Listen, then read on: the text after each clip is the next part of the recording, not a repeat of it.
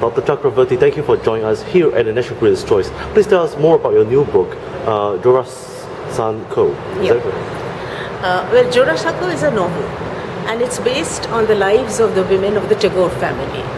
Jorasanko is actually the name of the locality in which the Tagore mansion was built, but such is the celebrity status of the Tagores that the name has become synonymous with the Tagores, with the Tagore dwelling.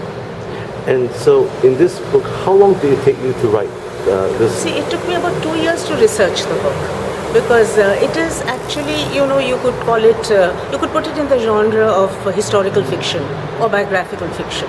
So the events have all been sourced from authentic records. So I had to look into a lot of primary sources like letters, writings, monologues, etc. The Tagores had a journal of their own, in-house journal, which was called Bharati. So many of these articles and monographs, etc. were published there. So I had to look at the old issues of these, and plus a lot of other material. It took me 2 years to research and another year to write the book. Now, what inspired you to write this wonderful book? See, I have always been interested in the past. I've really loved writing about history. Always fires me with a lot of enthusiasm. And the Tagores, as you know, are very, very close to the heart of the Bengali. And what I used to notice is that a lot has been written about the Tagores, but very little about the women. A lot has been written about Rabindranath Tagore, even about his brothers and other related male members of the Tagore family, but very little about the women. And I was convinced that the women played a pivotal role in many of the things that were happening. And the period that I've taken saw a lot of change in the Tagore family. The way the women were perceived and how their lives were changing dynamically during this period. And at the forefront of this were some of the women. So I felt that it would be good to do this kind of book. It would be interesting. And Doctor, please tell us more about the 3 key lessons that you have written this book, that lessons that you've learned after you have finished writing. This is my 3rd book. I mean, the 3 key lessons that you have learned from this book. The 3 key? The 3 key lessons. Key lessons. Yes. After writing this book. Yeah, that's right. One of them, of course, is that in order to write a book of this genre, one has to do a great deal of research. One really has to slog and actually be on your feet. Go from place to place, try and source whatever material you can find. The second thing is that selection of material is very important. It's not enough to keep on collecting and then pushing it into the book. So what you select and what you leave out really forms it really creates the quality of the book. What I left out, I think, is probably more than what I kept. Because there is so much extraneous material also that you keep picking up as you go along. And the third thing is, of course, your language or the way you put a book across has to be in keeping with the period that you're talking about. You have to keep the essence, the ambience of that period in your book. That's what I feel. Now, what would be your biggest challenge in writing this book? What was the one key big challenge that you faced? The biggest challenge, I suppose, was the fear of criticism, because Tagore is such a very, very sensitive issue with Bengalis, and quite often I have found that a great deal has been written on him, but most of it has been adulation.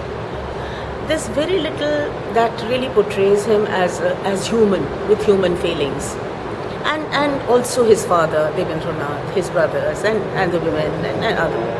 There has been generally a tendency to gloss over whatever was not quite, and just emphasize the positive aspects of this family, which was a great family. I wanted to present them as human characters, human beings, and so I have brought in a lot of material which has been carefully guarded, from mainstream writing.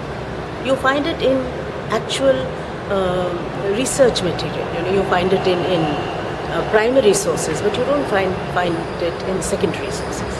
And also there have been a lot of speculations, false speculations about Rabindranath, and particularly his relationship with his sister-in-law and things like that. I wanted to put the record straight. I wanted to write a book which was totally and completely authentic, documented in authentic sources, but at the same time fiction, something that people would be interested in reading. And so, Dr. Aruna, what's next for you? Will there be a second volume of... In fact, I'm seriously thinking of writing a sequel to this book. This book ends with Rabindranath Tagore's death. Rabindranath Tagore's wife's death, Mrinalini's death. This is basically about women. So now I want to take up the second generation of Tagore women. Tagore's daughters, his nieces, and their lives. They are also very interesting lives. Do you foresee that your book, your first volume, might take off as a movie? I think it could make a very good movie because it's very visual. Much of it is very visual. If you see this program, even from the dramatized reading, you'll be able to see how visual the scenes are. So if somebody makes a movie out of it, I think it should make a successful movie, yes. And I would be very, very happy if someone did. What he had said? Did the two have a secret language? A code of their own? She did a strange thing. Musing on it later, she couldn't imagine what made her think of it. Putting her hand under her pillow, she brought out a painting. A watercolor done on plain drawing paper of a couple galloping across a wide meadow. Roby gave it to me. He did it himself. Ganada took it in her hands and examined it. She didn't recognize the people, but the landscape was familiar. They were the Downs of Devon. Ganada frowned. When did Roby paint this picture? And why didn't he show it to her first? I don't care to sit in a carriage and be driven sedately from one part of the Maidan to another.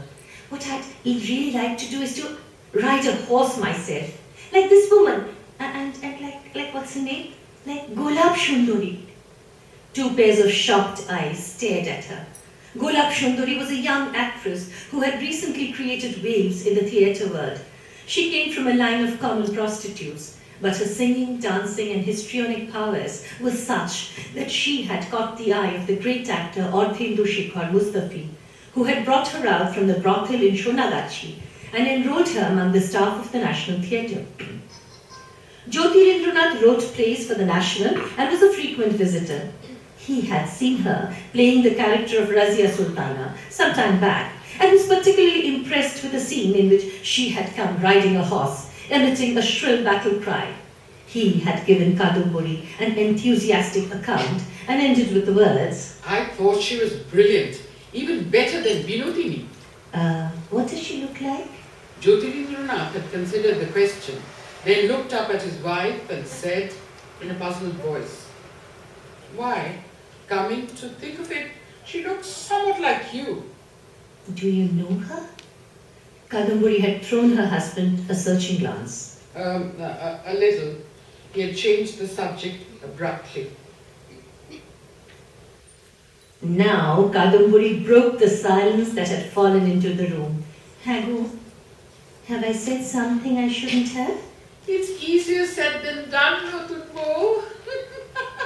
Why, Meju Didi? If Golab Shundari can, women learn riding, I will too. In a shari. No, I'll be riding here. Ganuda and Jyotirindranath exchanged glances. The former's eyes were amused, the latter's bewildered. Can you do it?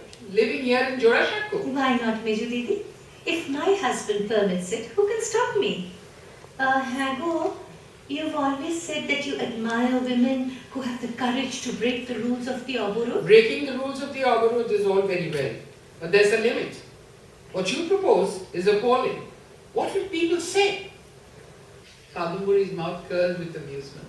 The look wasn't lost on Ganuda, nor were its implications. It made her blood boil. You want to model yourself on an actress?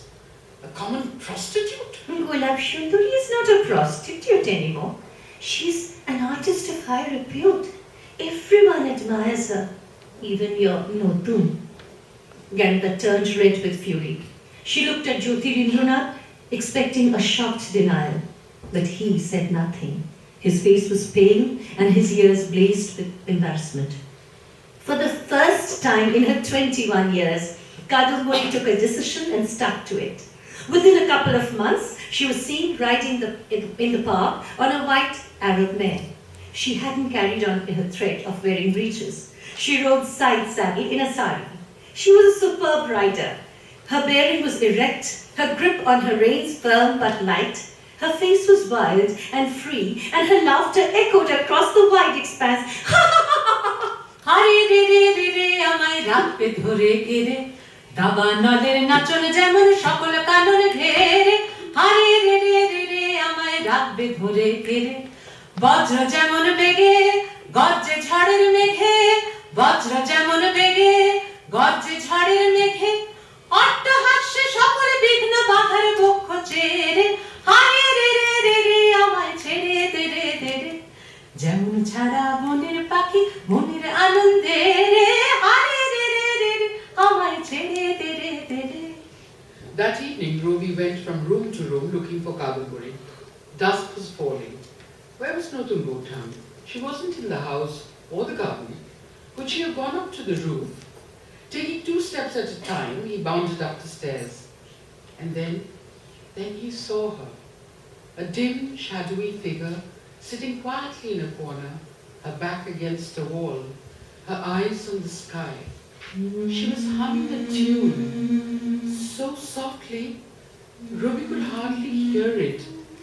Yet the pathos and nostalgia of the strains were palpable.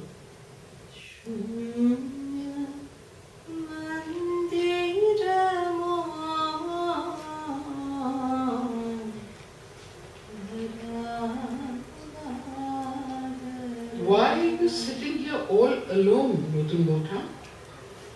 Kadamburi turned to look at him. She was wearing a dusky pink crepe sari with a short-sleeved jacket, the color of clotted blood. Her long, beautifully molded arms were bare. A diamond and ruby choker encircled her slender throat. A string of jasmine twined in the knot of her rich hair, the faint scent of which rose in the air, sweet and elusive. Poor Notun Botam, Ruby thought sadly. She dresses up every evening and waits till late in the night for Jyoti Dada. But he doesn't come. Doesn't come. Ruby made a correction. He comes, but not for her. Jyoti Dada, who had cherished dreams of becoming a ship magnate for years, had bought a ship recently and asked Major Botam to help him with the decor. She had been to England and knew what the interiors of British ships were like, and he was determined that his ship would be as luxuriously fitted as those of his white counterparts. Every day news came to Notun Botam's ears that they had been seen together at shops and auction houses. Ruby sighed. A fragment of a song, as yet unwritten, stirred in his head. Shokha he, he hummed under his breath. Elena. What next? His mind went blank. He couldn't think of another line. Shrugging his shoulders, he sank down beside her and took her hand. It felt hot and dry, brittle like an autumn leaf. Notun Botam? Tell me a story. I tell you a story, but I don't know any. Tell me about yourself. What is there to tell, Ruby? I am the only daughter of Shyam Ganguly of Harkatar Goli. You know everything about me. I don't mean in this life. Tell me about your earlier incarnation, when you were Hecate, enchanting Hecate, goddess of 3 realms, earth, sky and underworld. What nonsense you talk. It isn't nonsense. Do you know that you are my muse? What? That I can't write except when I see your face? That's a lie, Ruby. You lock yourself in your room and write. How many times do you see my face? A reply in the bantering tone he habitually used with Kadamburi was ready on Ruby's lips when a vast, glittering, ice-white moon came creeping up the sky, banishing the dark in which they sat. A A cluster of stars followed, and the earth and sky trembled with light. Robbie could see Kadumburi's face clearly now. Her eyes were moist, suffused with an emotion he couldn't identify. Was it disbelief or was it hope? He couldn't tell. Her breath came unevenly through slightly parted lips. A fine sprinkle of sweat glimmered on her brow like moon dust. She was waiting for an answer, waiting, and now her voice murmured in his ear. Don't hold back, Robbie. Let go. Release your thoughts. Send your soul winging into the sky. Your destiny awaits you. Let go, Robbie. But he knew she hadn't spoken. Suddenly, Robbie was assailed by a strange sensation. He felt an explosion within him, the bursting of a dam. The weight of inhibition, diffidence, doubt and anxiety that he had carried on his chest ever since he could remember was crumbling under the impact. A terrible spasm, a gut-wrenching pain tore through his vitals as the walls which wombed the dark, clammy, confined space in which his poetry lay trapped was reduced to rubble. He felt a great wall of water, strong as a tidal wave, rising within him, dancing and frothing over the rocks and stones, then flowing in joyous abandon towards an unknown sea. And then, slowly the pain and oppression lifted, and Robbie's heart became light and free. His head swam, and his limbs became wings. He felt he could drift through the night sky and touch the moon, the stars. He smiled. He had found the answer to Kadumburi's question. Taking her hot, fevered hands in his, he cried out in a strange, bewildered voice. All the time, Nutun Botan. All the time. Your face is everywhere. In the world I see, the dreams I dream, the verses I write. You are my poetry, and my poetry, you. Robbie, what will you do when I'm gone? When I'm gone? I'll see you still. Not with these eyes, perhaps, but with the eyes of the mind. As long as I live, as long as I write. You don't know, Nutun Botan. Tonight I've been broken and molded anew. I'm not the same Robbie. I'll never be the same again. আমার প্রাণের পরে চলে গেল কে বসন্তের বাতাসটুকুর মতো ও সে ছুঁয়ে গেল নুয়ে গেল রে ফুল ফুটিয়ে গেল শত শত প্রাণের পরে চলে গেল কে। Next morning, Robbie rose while it was still dark and watched the sun from his balcony. He stood there for a long, long time. Then he went back to his room, lay prone on his bed, and started writing on a slate. He wrote the first lines of Nirjharer Shopnobongo, a path-breaking poem that changed the course of his life. আজিয়ে প্রভাতে রবির কর কেমনে বসিল প্রাণের পর কেমনে বসিল গুহার আঁধারে প্রভাত পাখির গান না জানি কেন রে এতদিন পরে জাগিয়া উঠিল প্রাণ জাগিয়া উঠেছে প্রাণ ওরে উঠলি উঠেছে বাড়ি ওরে প্রাণের বাসনা প্রাণের আবেগ রুধিয়া রাখিতে নারী থর থর করি কাঁপিছে ভূধর শিলা রাশি রাশি পড়িছে খসে ফুলিয়া ফুলিয়া ফেনিল সলিল গরজি উঠিছে দারুণ রোষে হেথায় হোথায় পাগলের প্রায় ঘুরিয়া ঘুরিয়া মাতিয়া বেড়ায় বাহিরিতে চায় দেখিতে না পায় কোথায় কারার দ্বার। A few days later, Kadumburi found the first letter. Her husband had just returned from a short visit to the family estates, and she was sitting on the floor in front of his portmanteau, sorting through his clothes. Picking up a joke bar, she found a stain near the pocket and flung it on the pile she meant to send to the washerman. Then, frowning a little, she picked it up again. The stain looked odd. It wasn't grease or dirt. What could it be? Bringing it close to her nose, she sniffed at it delicately and recoiled. It reeked of cheap scent. There was a little rustle, and she felt something hard against the cloth she held in her fingers. Slowly, very slowly, she drew out a wad of green paper. It was covered with writing in very black ink and wrenched in other. Lord of my heart. Her eyes ran over the lines. So many days have gone by since these love-lorn eyes have beheld your beloved face. I know how low I am before you. You are a prince and I a miserable worm from the gutter. But the heart knows no reason, and life for me without you is akin to death.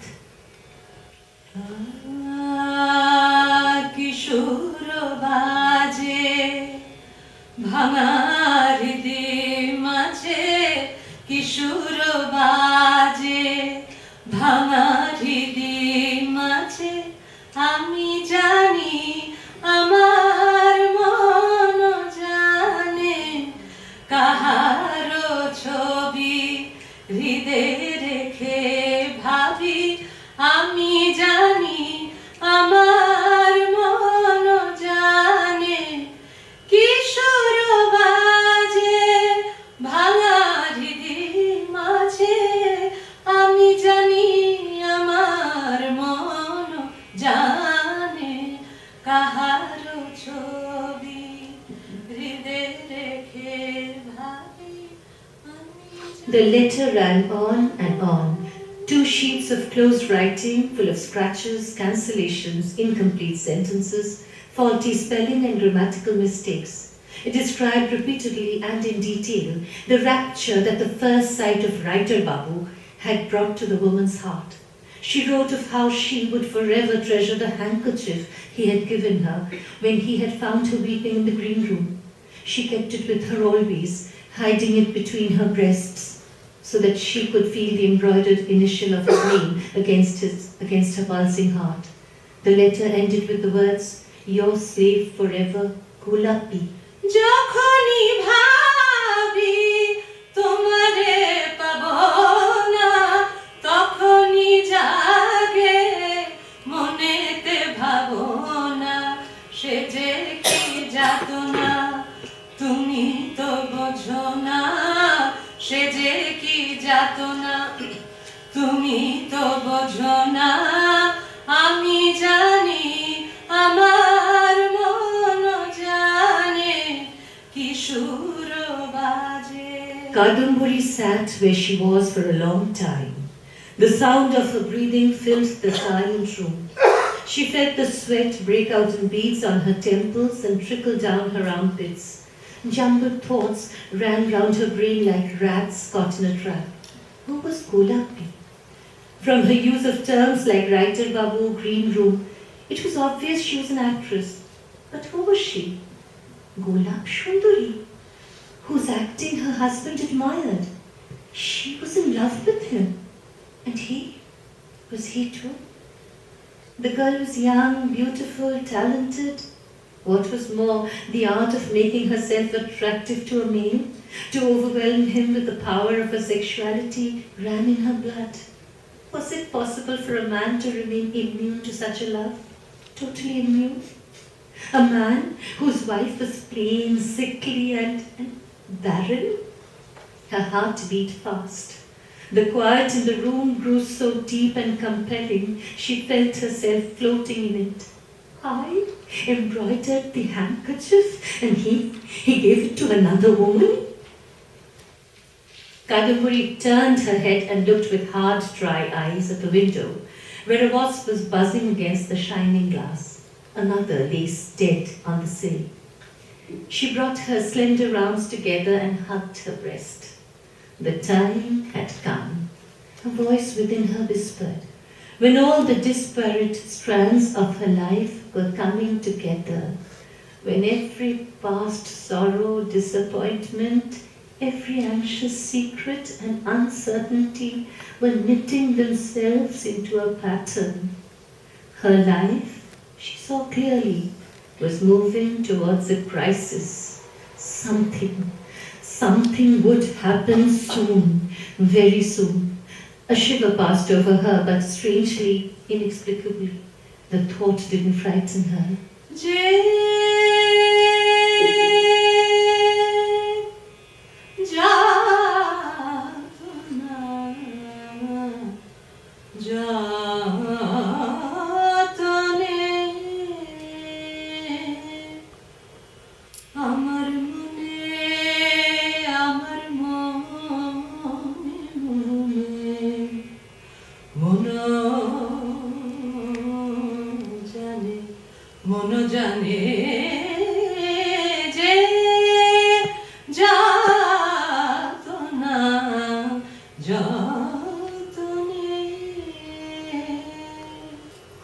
পাছে লোকে হাসে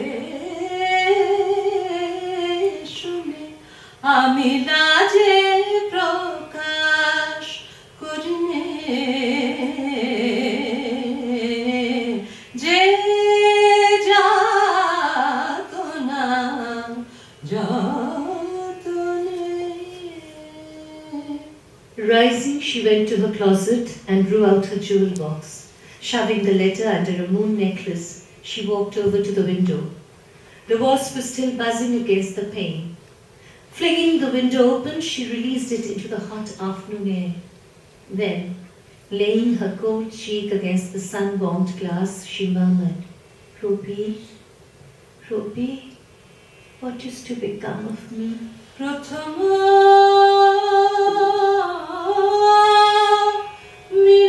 মিলনাবধি আমি যেন কত অপরাধী,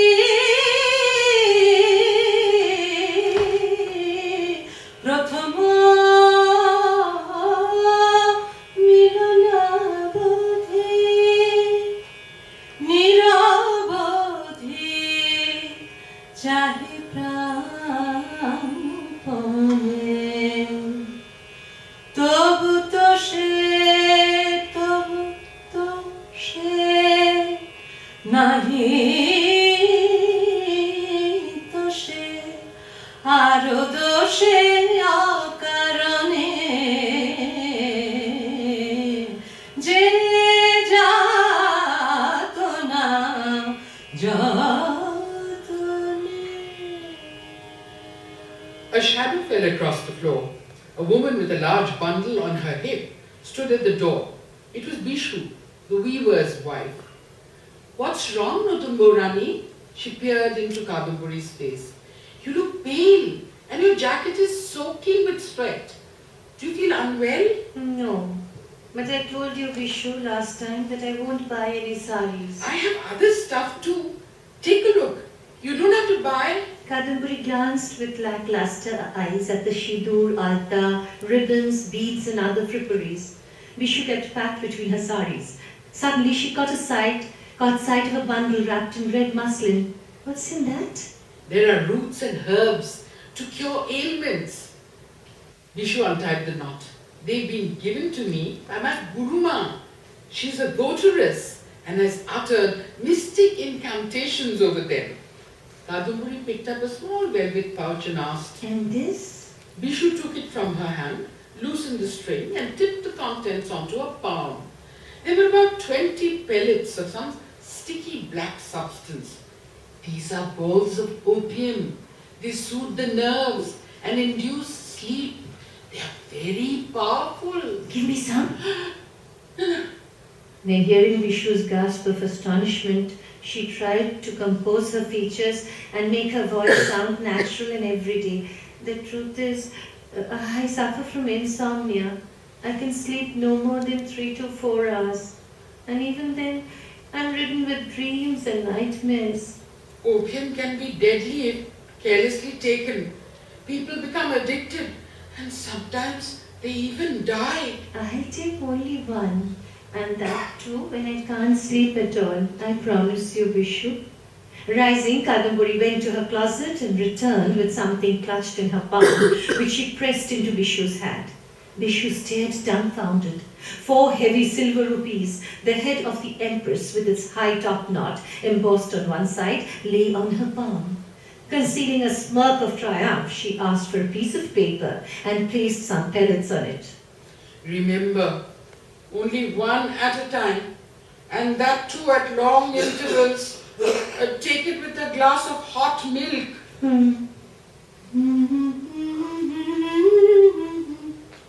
গুনগুনিয়ে আমারে কার কথা সে যায় শুনিয়ে ঘরেতে Kadamburi sat up in bed and looked out of the window which stood open with the curtains pulled back. It was a glorious morning of early summer. The sky was a startling blue, and the air so crisp and crackling, she felt she could take up great sheets of it in her hands, fold them, and put them away in her closet. Her fever had run its course, leaving her body so light, she felt she could float about the room like a winged moth, then drift out of the open window into the hot blue sky. She brought her feet to the floor and stood up gingerly, telling herself she mustn't indulge in silly fancies. Not today. Today was a special day.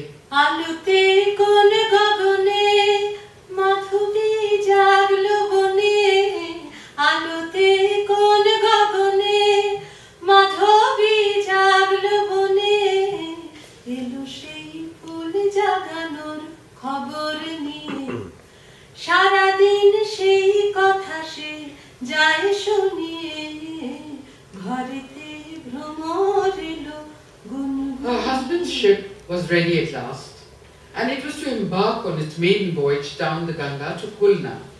There was to be a grand celebration on the deck tonight with family and friends. Jyotirindranath had ordered the finest wines and an array of delicacies from an English hotel, and he had promised to come for her himself.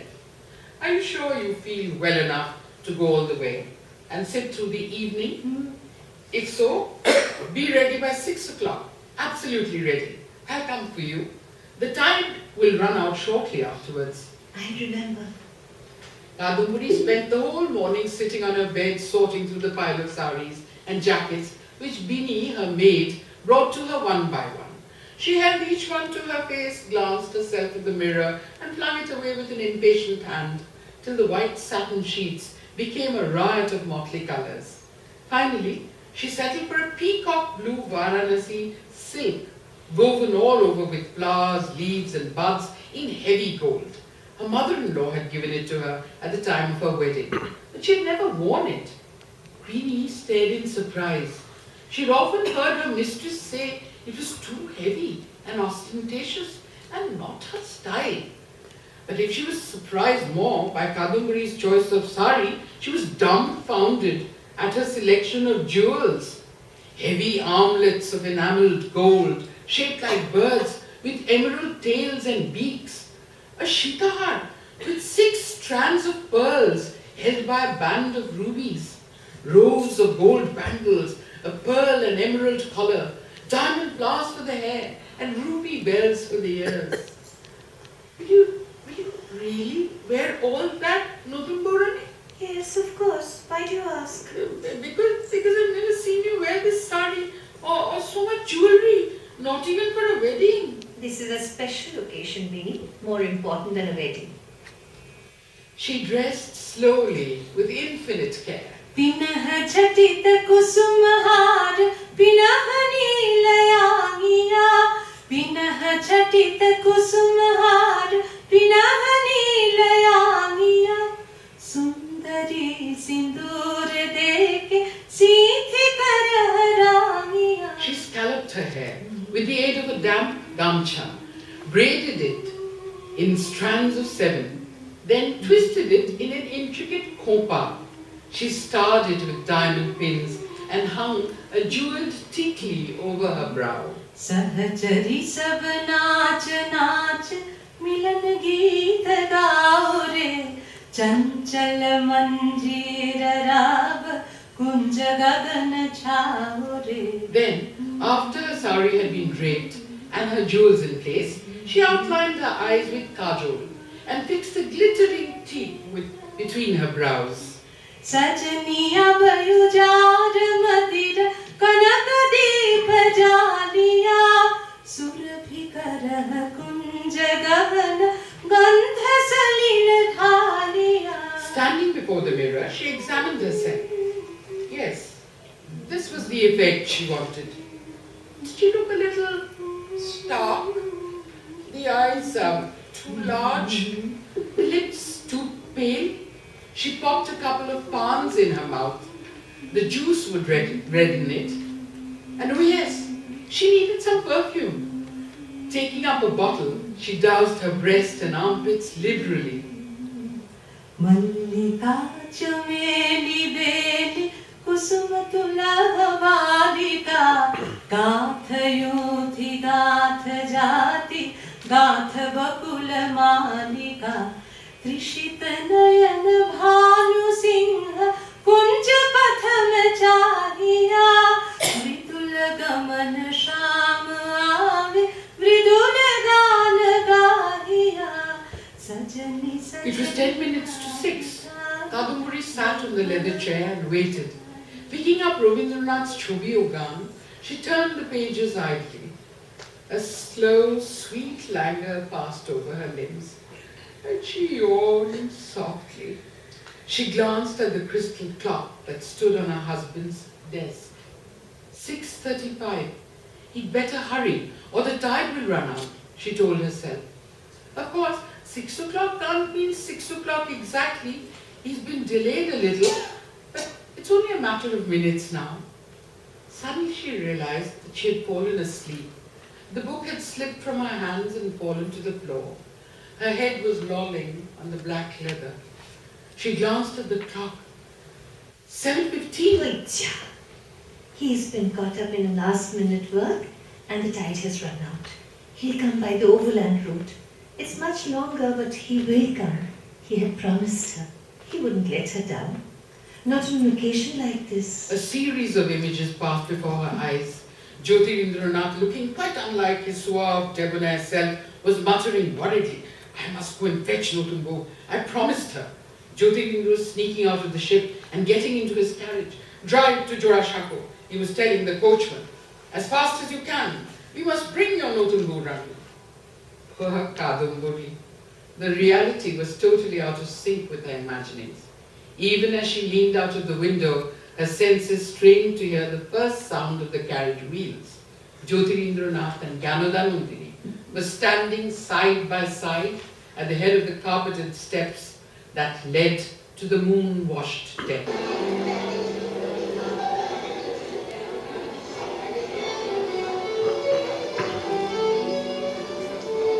They made a striking pair as they stood together. Jyotirindra in a gorgeous emerald and gold joppa, Ganodar resplendent in black and silver with diamonds blazing from her ears, hair and throat. There were flowers everywhere, lights and the tinkle of silver and crystal came floating on the air. Suddenly, Rabindranath came hurrying up to them. "The family carriages have arrived. Everyone from Jorasanko is here, but not Notumbo-tan." Jyotirindranath turned his head sharply. "She hasn't come. Why not? It seems you promised to go for her. She's all dressed and waiting." Jyotirindra's face went white. It was true. He had promised his wife he would bring her himself, and that too last night. How could he have forgotten? You've seen how it is here. I've been so busy. But you promised her. She's all alone in an empty house. It's too late to argue about it. Ganodar's voice rose above Ruby's. She should have known that it wasn't possible for Notun to go all the way. She should have come with the others. But Jyotidada promised. One can't always keep one's promises. Glancing at the two troubled faces, she added in a consoling way, "It's all for the best. She's been ill, and it's probably better for her to stay at home and rest tonight." I tell you what, Roby, start off tomorrow morning as early as you can and bring her. She can spend a nice, quiet day on the river. Gyanada smiled and placed a hand on Jyoti Indra's shoulder.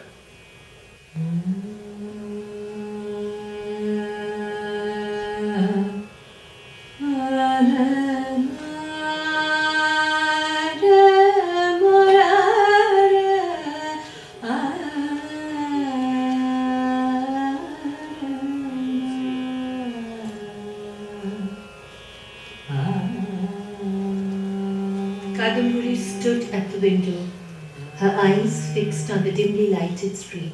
Any moment now, she would hear the majestic roll of her husband's feet. She stood on tiptoe, poised for flight. She would dart out of the room and down the stairs, reaching the porch even as the horses came cantering in. She wouldn't waste a minute. Hours passed. Carriages came and went. And all the while, she went on. A pool came floating up from a tree in the garden. She leaned out of the window. How beautiful the night was. An ideal night for the celebrations. She had worn the peacock silk because the color would look lovely in the moonlight. Suddenly, her thoughts were broken by the cry of a cuckoo. Why was it calling at this time of the night? Koelia gan thamaye ba, toroi kuhutan, toroi kuhu kuhu kuhu kuhutan, bhalo lage na. Koelia gan thamaye ba, toroi kuhutan, bhalo lage na. The last strain faded and the night was silent once more. She stood where she was for a long time. After a while, she noticed that her strained senses had relaxed and she was crooning to herself. What was she saying? She crinkled her eyes, trying to remember the words. Slowly, a memory pushed its way from old, dim, dusty layers. An evening spent with Roby on the roof. Roby humming a tune, a phrase over and over again.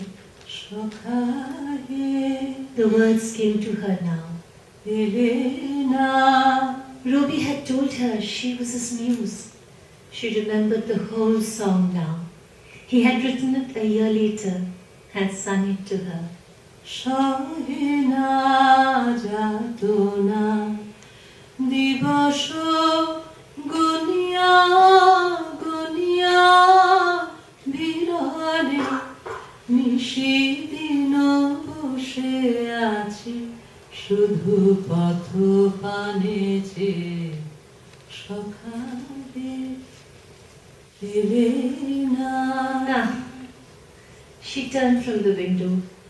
I've waited long enough. It's very late. Time I went to sleep. And then she thought, what sleep? Tossing and turning on hot fevered sheets, shivering and sweating with nightmares. No, she was very, very, very tired and needed a deep, restful sleep. A blessed seizing upon the night like the cuckoo's call. Pritam ghar ne aaye, sajaniya savan ki ritu aaye re sajaniya. Pritam ghar ne aaye, baag mein panchi piu piu bole, piya bin kachu na sohai. Savan ki ritu aayi re sajaniya, pritam ghar nahi aaye. She walked over to the door and locked it. Then, drawing her jewel box from her closet, she took out of it a twist of paper in which she had kept the pellets of opium Vishu had given her. She was about to tilt them into her palm when her eyes fell on the letters. There were 3 of them now, peeping from under a pile of gold. She pulled them out with an impatient hand and started reading them one by one. And as she read, her heart lifted. They were just words, scrawled untidily on pieces of paper. They meant nothing to her. They had lost their power. Smiling, she flung them aside and tossed the balls of opium into her mouth. Then she lay down, ready to go to sleep. But sleep wouldn't come. Mukpuri Vishu took 4 silver rupees and gave me some rubbish. That doesn't work. Wait till I catch her. She rose agitatedly from the bed, swayed, and almost fell. She realized then that her surmise was wrong. The opium was working. Suddenly a thought struck her. She ought to write a letter to her husband before going to sleep. She wove her way to the desk and picked up a quill. My husband, I have waited for you all my life, through childhood, adolescence, and youth. And now, when my days are running out, I'm still waiting. I'm weary, too weary to wait any longer. Forgive me my lack of patience. Your errant wife, Kadumbori. आकुल राधा रिझयति जरा जरा झराई नरददौ अनुखन झरा झरा तुहु मम माधव तुहु मम दासरा तुहु मम ताप बुझाओ मरण तो आओ रे आओ. Tucking the sheet under a pile of books, she looked up. As she did so, her eyes fell on a portrait her husband had painted 10 years ago. It had stood above the desk all these years, but she hadn't noticed it in a long, long time. A sweet, oval face, framed by the red border of a simple cotton sari, Shidur glowing from the parting. And then something, a voice within her, willed her to turn around. You've seen the way you were. Now you see yourself as you really are. As though mesmerized, Kadambari turned to the mirror and looked at her reflection with blurred, opium-ridden eyes. This wasn't her. It couldn't be her. She, Kadambari, couldn't be wearing that flamboyant peacock sari and flashy jewels. The strange woman in the mirror with a long, ghost-like face, kajal-smudged eyes and cracked, pan-stained mouth was someone else. Someone she knew, yet didn't know. Who could she be? Suddenly Kadambari had the answer. It was Gulapi. Her husband had said they looked somewhat alike. Kadambari's head was reeling. She gripped a bedpost with both hands and shut her eyes. And now she remembered dimly, as if from one of her dreams, that it was she who had picked out the sari and jewels. She who had scalloped her hair, darkened her eyes and reddened her mouth with pan. She had turned herself into Gulapi. Why? To seduce her husband? A murderous rage, such as she had never known in her life, rose in her breast and set her blood on fire. Whore! Whore! Whore! Picking up the heavy crystal clock, she flung it at the mirror with all the force in her feeble arm. She heard the clash of glass on glass, saw the enormous cobweb of cracks, and laughed as the shards fell in an avalanche to the floor. And now the reeling in Kadambari's head died away. Her limbs felt heavy and numb, like wet velvet. Shadows were gathering around her. The time has come. I'll lie down and go to sleep. Even as she thought this, her body was racked by a series of violent jerks, and she fell crashing to the floor. She heard a loud crack. It was her head splitting on the marble. A trickle of blood, warm, wet and sticky, crept down her neck. Tears, slow and heavy as drops of oil, fell from her eyes and mixed with the blood on the floor. Kadamburi died 2 days later, but even before she drew her last breath, all arrangements for a swift and smooth cremation had been made by her sagacious father-in-law. A coroner's court was set up in Jorasanko with clear instructions from their superiors as to what their findings would be. They returned satisfied that the death had occurred from natural causes. Devendranath took another precaution. Holding a press conference, he made all the newsmen of Kolkata promise not to print the story. Needless to say, all the people concerned received suitable compensation. Kadamburi's body was brought down to the courtyard and placed in the exact spot where Sharada Sundari's had lain 9 years ago. It was the same season of the year, the same time of the morning. The mourners who stood around her body were the same too, only older by a decade. Everything was the same, down to the vast quantities of sandalwood, ghee and incense that had been ordered. In death, Kadamburi was given the full measure of glory denied her in life. After all the rites were concluded and the pallbearers had returned, Devendranath breathed a sigh of relief. He had only one duty left. He had to write a letter. Ordering a servant to fetch a lamp, he entered the small anteroom in which he did his reading and writing. The day had waned, and the shadows of twilight were gathering outside. Sitting down at the table, he drew a sheet of writing paper and picked up a quill. "Dear Shamlal Babu," he wrote, then paused, wondering how to frame the next sentence when he was assailed by a strange sensation. He felt a presence in the room. Someone was standing close behind him, so close he could feel a warm breath stirring the hair on the nape of his neck. He turned his head sharply. What is that flash of blue? Notun Boma? Nonsense. He shrugged his leonine shoulders, dismissing the thought. The strain of the last 2 days was playing tricks with his mind. He leaned forward. The shadow of his vast bulk swayed and trembled on the wall. Dipping his quill in fresh ink, he added the words.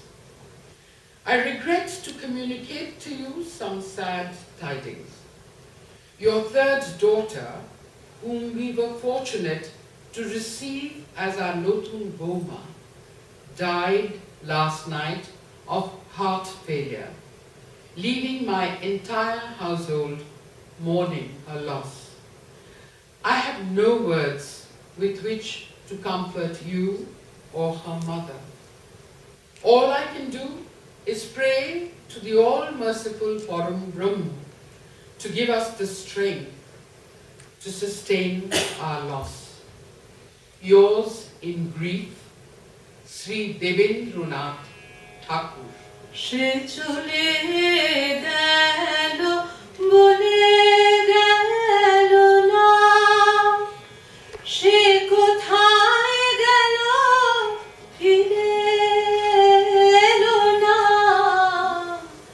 সে যেতে যেতে চেয়ে গেল কি যেন গেয়ে গেল, তাই আপন মনে বসে আছি কুসুম বনেতে, তাই আপন মনে বসে আছি কুসুম বনেতে।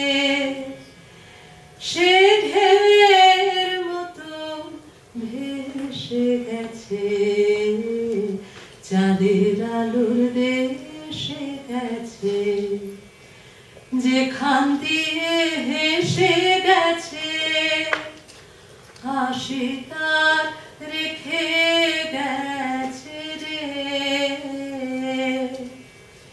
মনে হলো আখির কোণে আমায় যেন ডেকে গেছে সে আমি কোথায় যাব কোথায় যাব ভাবতেছি তাই একলা বসে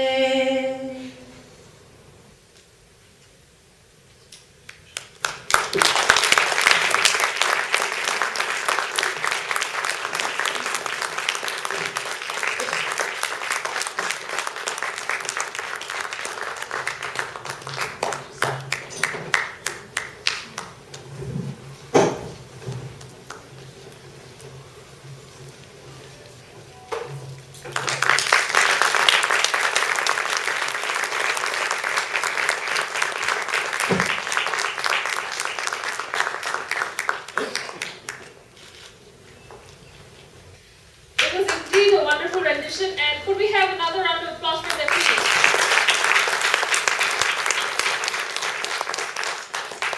So with this wonderful performance, we will now start the launch of the novel Jorasanko, and for that I would like to invite Mr. P.K. Basu, President of the Tagore Society, to come and lead the launch.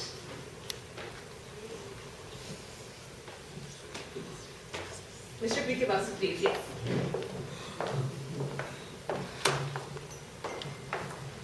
But before we do the launch, may I, on behalf of the Tagore Society, request another round of applause for these 5 magnificent, marvelously talented daughters of Kolkata.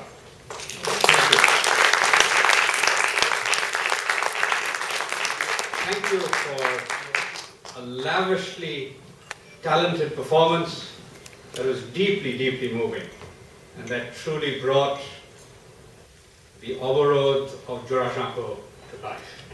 Thank you. May I now request Her Excellency, the Indian High Commissioner to Singapore,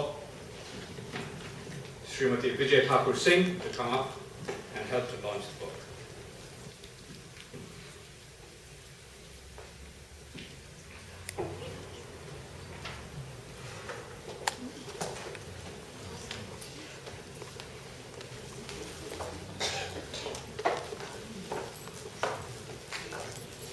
May I please request Ms. Aruna Chakravarti to come on stage as well?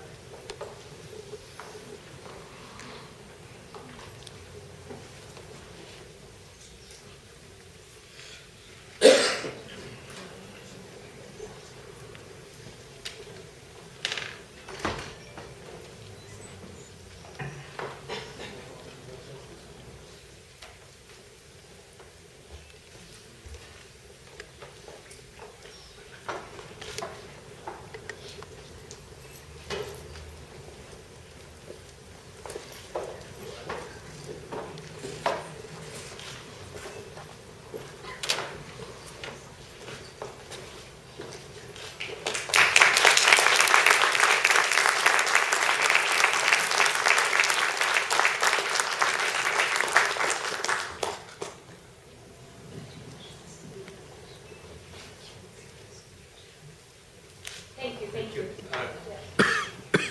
Could we have a few words from the High Commissioner? Thank you.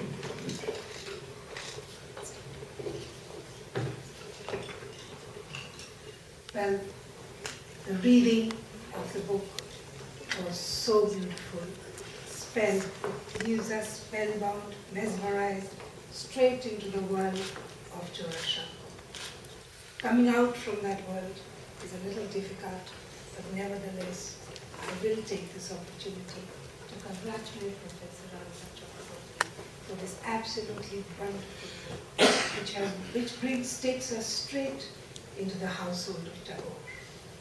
A household undoubtedly very, very talented, and a household which triggered the creative thoughts and the philosophical thinking of the Tagore brothers.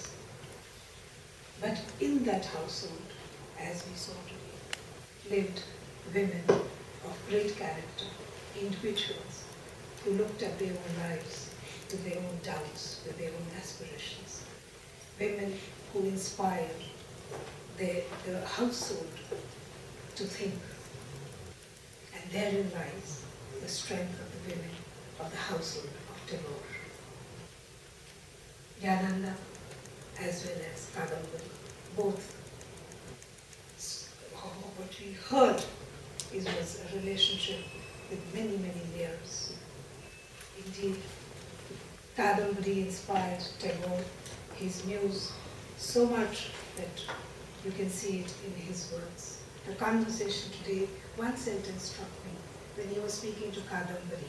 He said, think about your life before. What did it show? Tagore, Gurudev, who looked at life not only as it existed at that time, he was able to grasp what we saw in his work, the wisdom of the past. He was able to draw on that to bring out what is the essence of a human being, what is the sense of humanity.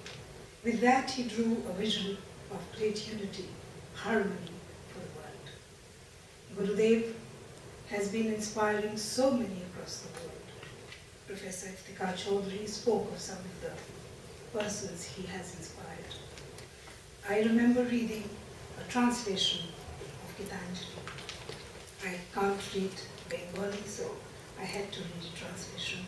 I will one day learn Bengali to read Tagore. But in the introduction, Y.B. Keats writes about a conversation he had with a Bengali doctor. He said, I read Tagore every day. Even one line of his makes you forget the sorrows of the world.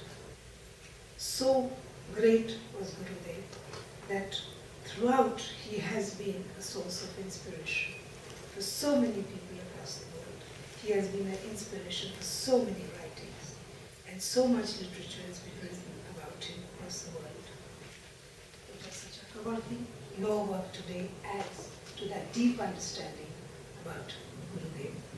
He is loved and remembered greatly all over the world. We had celebrated the 150 years of his birth century together with Bangladesh. And we had a reason to do so, because Gurudev, apart from his many, many, many achievements as a painter, as a poet, as a writer, he also wrote the national anthem of India, Jana Gana Mana. He also wrote Amar, Sonar, Bangla. So that is why he celebrated it together. And his works are celebrated throughout the world. And I thank very much the Tagore Society, Dolly Report, as well as the NUS and ISAS who have always been supportive of all works that is done in South Asia. Professor Iftikhar Chaudhary, thank you for being here, and do also give our very best to Master Gopinath Devi. Thank you so much, and a loud applause for Professor Chaudhary.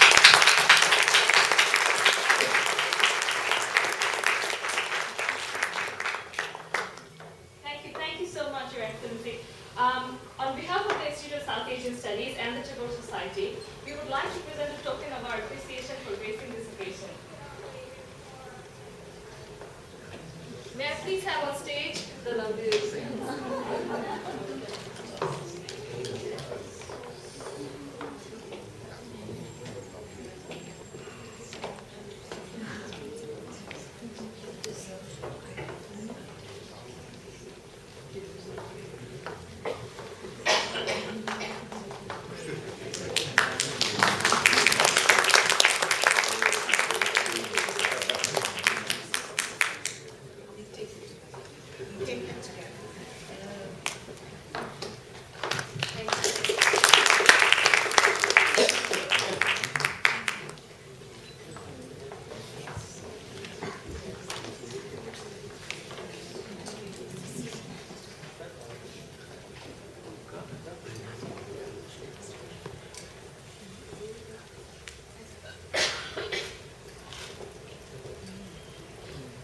Thank you so much. Thank you.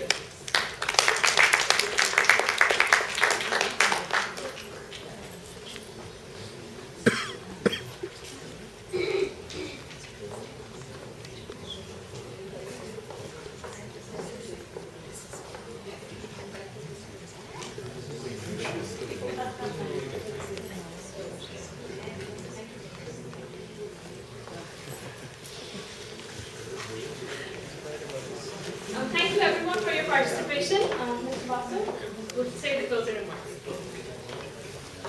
Well, thank you all for being here, and it really was an absolutely wonderful, moving performance by the 5 wonderful daughters of Kolkata. The Tagore family, of course, has many links to Singapore. In particular, the very first bank established in Singapore, the first modern bank, was established in 1840. It was called the Union Bank of Calcutta, founded by Car Tagore and Company. Prince Darpanath's company, Car Tagore and Company, was perhaps the greatest company in the British Empire at the time. It owned the largest shipping line and the biggest bank, the Union Bank. The first chapter of the book has a lovely exposition of Prince Darpanath. The book, of course, is a beautiful blending of history with a bit of imagination and fiction. The great mystery of Kadambari Devi's death is one of the central mysteries of Rabindranath's life. It, of course, brought forth a massive flowering, a magnificent flowering of poetic output from him. And we've now had a beautiful fictionalized version of what may have happened.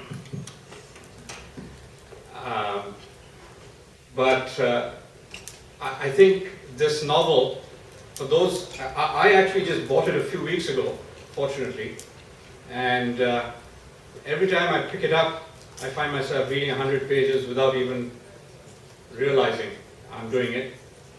For Bengalis, the life of Rabindranath is very well known. We constantly, we've read Chelebala, his childhood memoir. There's lots of writing about Rabindranath's life.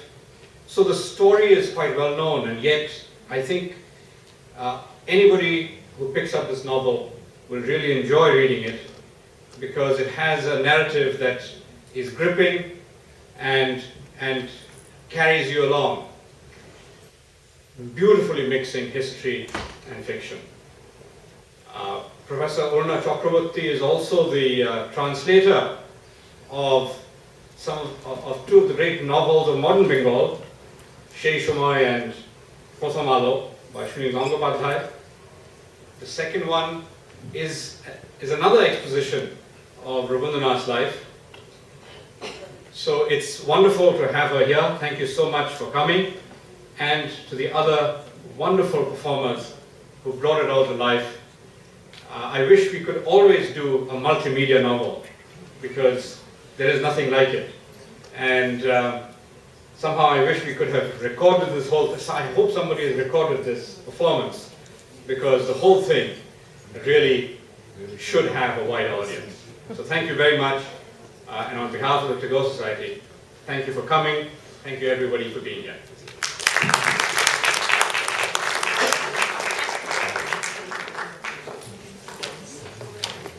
Thank you, Mr. Basu. Thank you everyone for your participation in tonight's event. We have now come to the end of tonight's program, but if you would like to, I'm sure you would, and if you would like to get your hands on a copy of Jorasanko, please proceed to the counter just outside the auditorium. And also, if you would like to get your book signed, there's no better time than today as well, as we have the author present with us as well. And now we would also invite all of you to join us for some refreshments outside the auditorium. And have a good evening and have a very good weekend ahead.